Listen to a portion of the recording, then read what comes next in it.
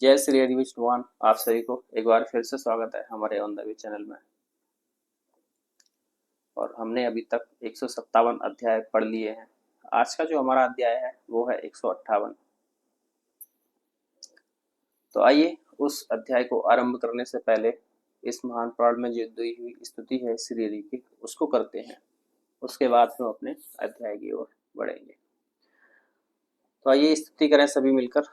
तुमेव माता च पिता तुमेव, तुमेव बंधु च सखा तुमेव, तुमेव विद्या द्रविड़म तुमेव, तुमेव सर्वम देव देव। जय श्री हरि। तो आइए अब हम अपने अध्याय का नाम जान लेते हैं।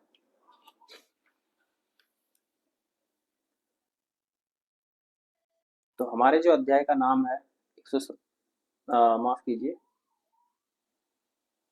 158वां अध्याय है आज हमारा। तो उसका नाम है ग्रहणी अतिसार, अग्निमांद्य, छर्दी तथा अर्श आदि रोगों का उपचार। तो इस अध्याय को आज हम पढ़ेंगे। तो जो भी नए व्यूअर्स हैं हमारे चैनल पर आज जो जुड़े हैं, इस महान पाठ को सुन रहे हैं, मैं उनसे प्रार्थना करूंगा कि चैनल को सब्सक्राइब करें और वीडियो को शेयर जरूर करें ताकि बाकी सभी को भी इस महान पाठ सुनने का मौका मिले।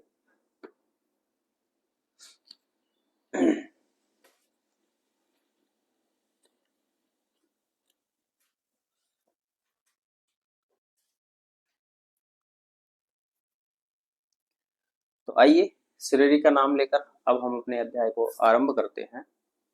श्री हरि ने कहा, हे चंद्रचूड़, काली मिर्च, श्रृंगवेर और कुटज की छाल का पान करने से ग्रहणी रोग नष्ट होता है।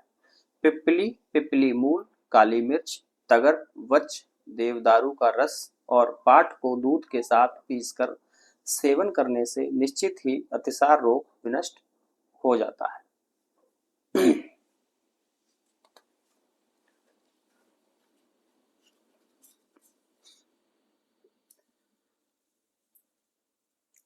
काली मिर्च तथा तिल के पुष्पों का अंजन कमला रोग का विनाशक है।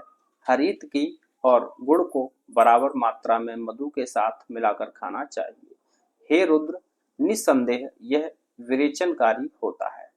त्रिफला, चित्रक, चित्र, कटु, करोहिड़का योग पुरु स्तंभ रोग का उपहारक है और यह विरेचन की भी उत्तम औषधि है।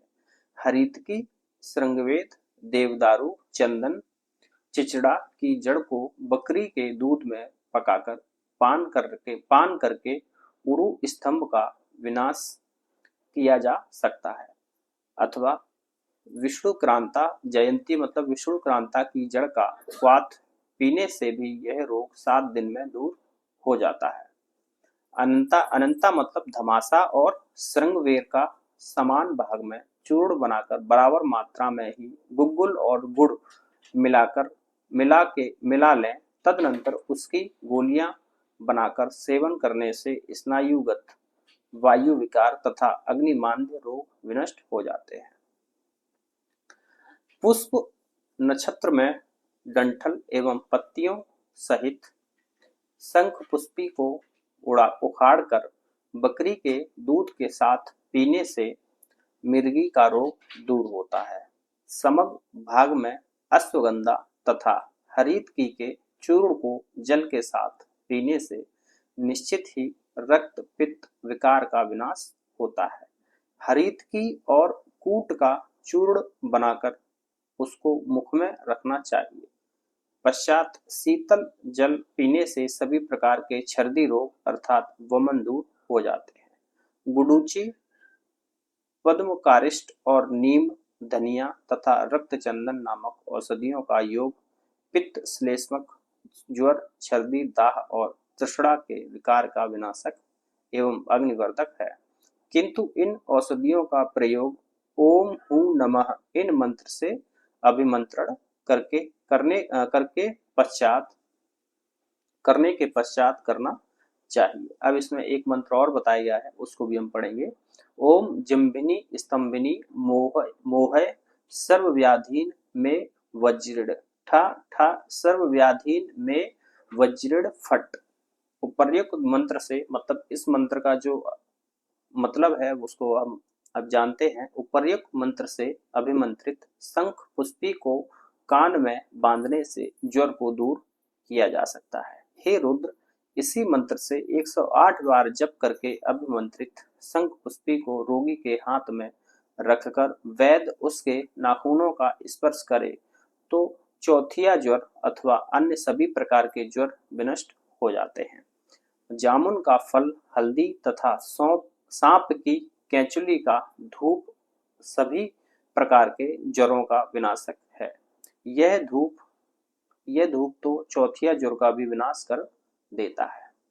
कनेर, भृंगराज, नमक, कूट और करकट मतलब कांकड़ा सींगी नामक औषधियों को समान भाग में लेकर चौगुने गौमूत्र के साथ तेल पाक सिद्ध करना चाहिए। इस तेल का अभ्यंग पामा, विचर्चिका तथा कुष्ठ रोगों के व्रणों को दूर कर देता है।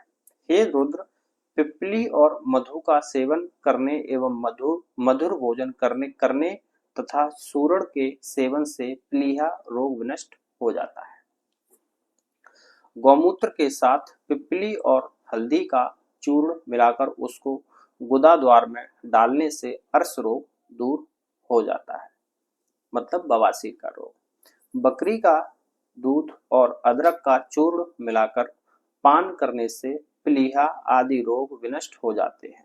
सेंधा, नमक, विडंग, सोमलता, सरसों, हल्दी, दारू हल्दी, विष और नीम की पत्ती को गौमूत्र के साथ पीस लेना चाहिए। इसका लेप करने से कुष्ठ रोग विनाश होता है। तो ये हमारा 158वां अध्याय था जिसको हमने आज समाप्त कर लिया है। अब हमारा जो अगला अध्याय है उस अध्याय को हम अगले वीडियो में पढ़ेंगे। तो आज के अध्याय को और इस वीडियो को हम यहीं पर विराम देते हैं।